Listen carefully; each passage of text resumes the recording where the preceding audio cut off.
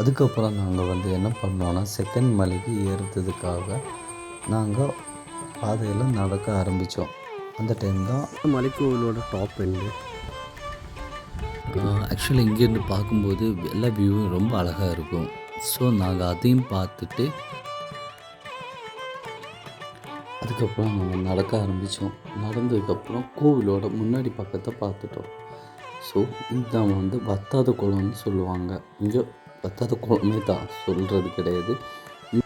இந்த கோவில் வந்து சமணர்கள் காலத்தில் கட்டினதுனால இதை வந்து சிதறல் சமண கோவில்னு சொல்லுவாங்க. இதுக்கு இன்னொரு பேர் இருக்குது. அந்த பேர் தான் வந்து குடைவரை கோவில்னு சொல்லுவாங்க. அதுக்கப்புறம் சிதறல் மேல் கோவில், பல பேர்களெலாம் உள்ளூர் மக்கள் இதை வந்து சொல்லுவாங்க. இங்கே வந்து இந்த கோவிலில் வந்து பகவதி அம்மனுக்கு வந்து வழிபாட்டு தலமாக வச்சுருக்காங்க.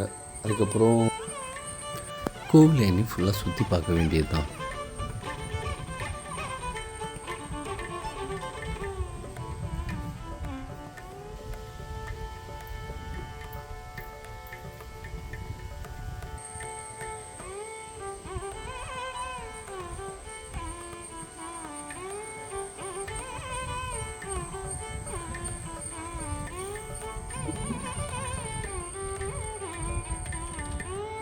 இங்கே வந்தாவே உங்களுக்கு ஒரு பாசிட்டிவ் எனர்ஜி கிடைக்கிற மாதிரி இருக்கும். பார்க்குறதுக்கு எல்லாமே ரொம்ப அழகாக இருக்குது. இது வந்து விநாயகர் டெம்பிள்.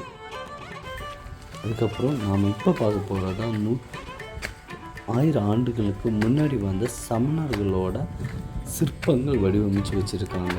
இது வந்து எனக்கு தெரிஞ்சு எப்படின்னு சொன்னால், ஏதோ ஒரு சிற்பக்கலை தெரிஞ்சவங்க தான் இது இந்த பாரில் ஃபுல்லாகவே செதுக்கியிருக்காங்க. இதுதான் வந்து இங்கே வந்து சமணர்கள் வாழ்ந்ததுக்கான ஒரு அடையாளம்.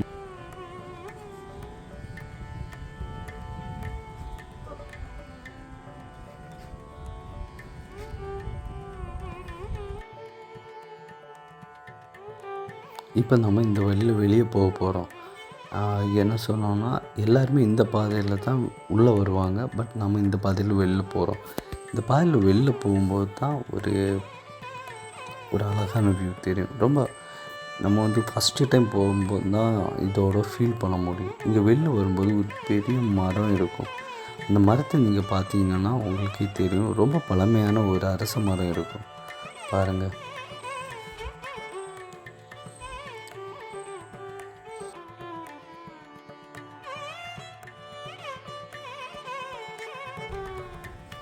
அதுக்கப்புறம் நானும் என்னோடய ஃப்ரெண்டும் இந்த வியூ எல்லாம் பார்த்து ரசிச்சுட்டு, அப்புறம் நான் என்ன பண்ணேன்னா, இதுக்கு நடுவில் வந்து ஒரு சின்ன ஹோல் இருக்கும்.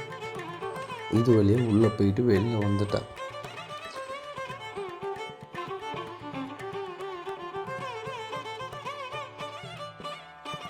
அதுக்கப்புறம் நானும் என் ஃப்ரெண்டு சும்மா ஜஸ்ட்டு செல்ஃபியை ஓப்பன் பண்ணிட்டு, நாங்களும் கேமராவில் வரணும் இல்லை, அதனால் நாங்கள் மாறி மாறி சும்மா ஏதோ பேசிட்டோம் ஜாலியாக. நான் என்ன பேசுகிறேன்னு அவனுக்கும் தெரியாது, அவன் என்ன பேசுவான்னு எனக்கும் தெரியாது. அப்படி நாங்கள் பேசிடுவோம் பாவம்.